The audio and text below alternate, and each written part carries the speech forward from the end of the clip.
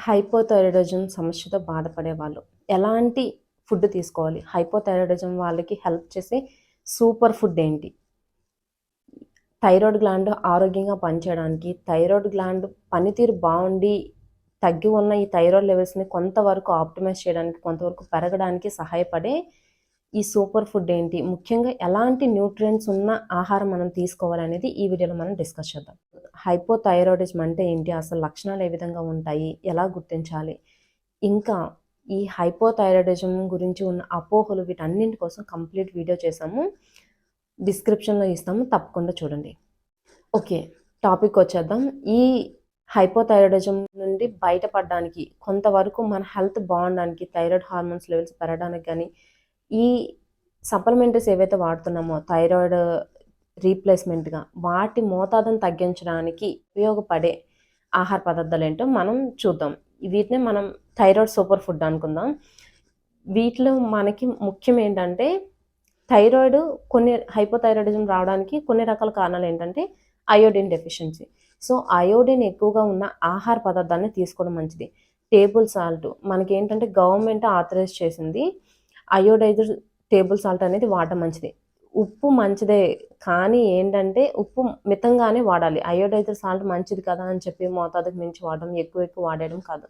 మీరు రెగ్యులర్‌గా తినేలానే rock salt బదులు కొద్ది రోజులు అయోడైజ్డ్ సాల్ట్ అనేది వాడండి. ఇంకా ముఖ్యంగా ఈ హైపోథైరాయిడిజంతో బాధపడుతున్న వాళ్ళు అయోడైజ్డ్ సాల్ట్ వాడండి. ఇంకా సముద్ర ఉత్పత్తులు, చేపలు, తర్వాత ఈ ఆహార ఉత్పత్తులు ఏవైతే ఉంటాయో అవి మీ ఆహారంలో చేర్చుకోవడానికి ప్రయత్నించండి. దానివలన కూడా ఈ అయోడిన్ డెఫిషియన్సీని మనం చాలా వరకు కరెక్ట్ చేయొచ్చు నేచురల్‌గానే. ముఖ్యంగా ఈ అయోడిన్ డెఫిషియన్సీ వలన వస్తుందేమో అని చెప్పి అయోడిన్ సప్లిమెంటరీస్ తీసుకోవడం అలాంటివేమీ చేయొద్దు. ఫుడ్ ద్వారానే, ముఖ్యంగా టేబుల్ సాల్ట్ తీసుకుంటే మితంగా తీసుకుంటే సరిపోతుందనమాట. ఈ అయోడిన్ డెఫిషియన్సీ చాలా వరకు కూడా కవర్ అవుతుంది. ఇంకా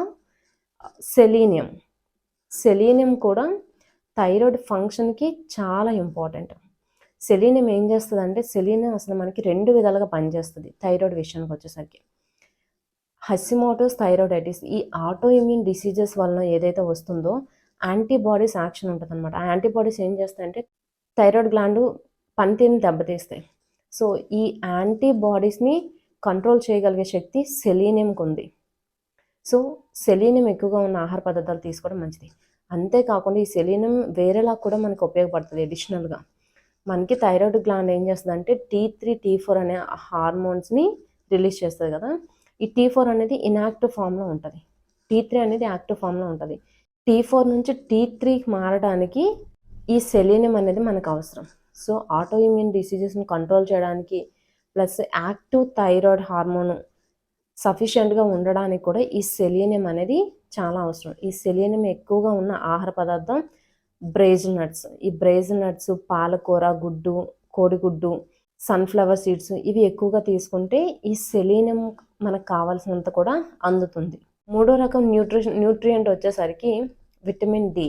విటమిన్ డి సఫిషియెంట్‌గా ఉండేటప్పుడు థైరాయిడ్ గ్లాండ్ అనేది బాగా పనిచేస్తుంది. సో, కొద్దిసేపు ఎండలో ఉండడం, సన్ ఎక్స్‌పోజర్ ఉండేలా చూసుకోవడం, పాలు తాగటం, మిల్క్ ప్రొడక్ట్స్ ఇవి తీసుకుంటే విటమిన్ డి డెఫిషియన్సీని చాలా వరకు కవర్ చేయొచ్చు. సో, ఈ హైపోథైరాయిడిజం ఉన్న వాళ్ళు హ్యాపీగా బ్రేజిల్ నట్స్ తీసుకోవచ్చు. ఇందులో సెలీనియం ఎక్కువ ఉంటుంది. టేబుల్ సాల్ట్ మితంగా తీసుకోవడం మంచిది.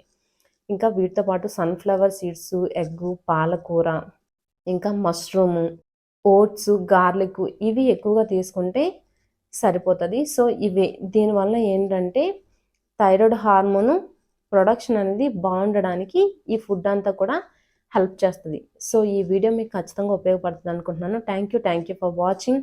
ఎవరైనా థైరాయిడ్ సమస్యలతో బాధపడుతున్న వాళ్ళకి ఈ సూపర్ ఫుడ్ వాళ్ళ డైట్లో యాడ్ చేసుకోమని చెప్పండి. వీడియోని కూడా వాళ్ళకి షేర్ చేయండి. ఇంకా వీడియో నచ్చితే లైక్ చేయండి, షేర్ చేయండి. ఇంకా ఛానల్ని సబ్స్క్రైబ్ చేసుకోండి.